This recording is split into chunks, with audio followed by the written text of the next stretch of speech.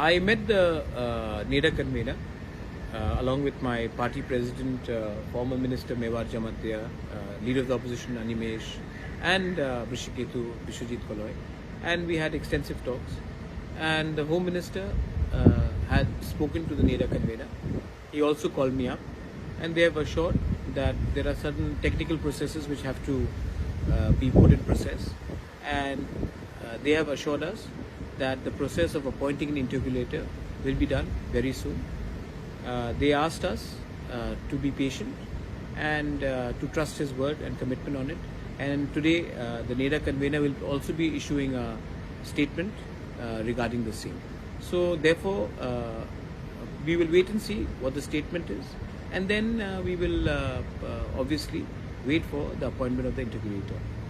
Having said that, many questions have come up also whether we will be in the government along with them or we will be in the opposition. We are very comfortable where we are. We know that we were elected by the people to raise the voices, and if we sit in the government without our issues being addressed, then we will be doing a huge amount of injustice to our people.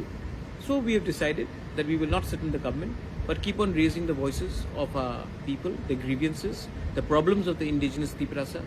And till the time there is no complete solution to our demand, we would rather sit in the opposition than sit in the government and become silent.